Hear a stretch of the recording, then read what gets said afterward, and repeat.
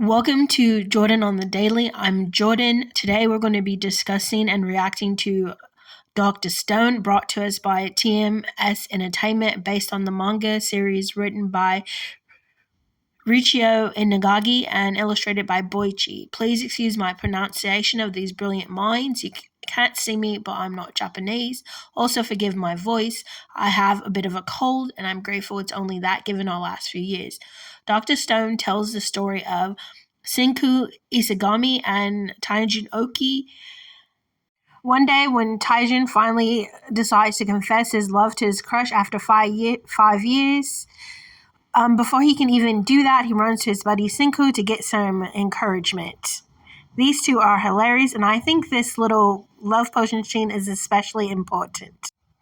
This little scene between these two characters not only showcases Senku's brilliant mind at work, but it gives the audience a glance at the chemistry between these two boys, and I'm already in love with this duo, and I can't wait to get to know them more.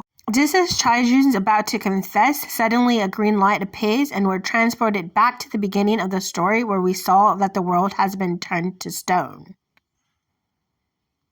If you're not already invested in this anime, I'm worried about you. Who would want to know the phenomena of how everyone got turned to stone and want to be completely invested in getting answers? These are the questions I have so far.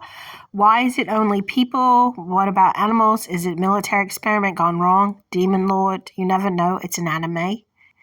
Whoa, being turned to stone is so damaging, and it's kind of amazing to witness the destruction of a world in real time by seeing what exactly can happen, seeing the passing of time by being covered in foliage and buildings to the point of decay.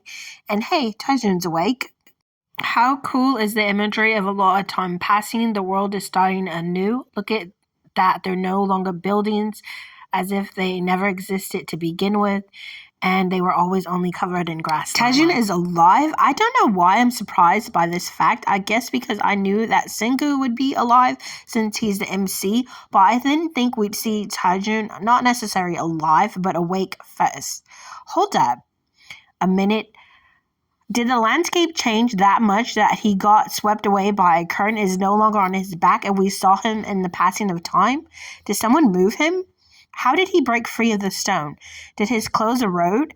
If the stone preserved his body, why not his clothes? Maybe it's just another sign that that's how much time passed, given that clothes take a long time to recycle and deteriorate. I wonder what prevents the mind from turning to stone as well. For Taijun, was it the idea of confessing to Yuzuriya that kept his brain from shutting down and dying? I think one of the many things so far that makes this anime a good anime is it makes you question things. And you want to keep watching because you want the answers to your questions. Like, for example, birds. Why birds? Were they the first test subject before whoever did this specification decided to do it on a larger scale and attack the earth? It reminds me of how serial killers will start with animals before they work their way up to people. Stoning poor buddies, definite murder tendencies, in my opinion.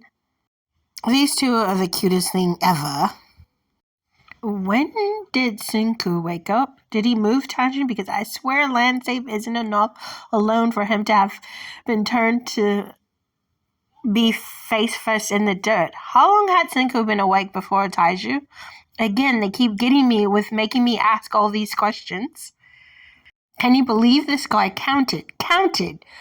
Girls, and numbers kept these two alive, yet another detail into these two different personalities.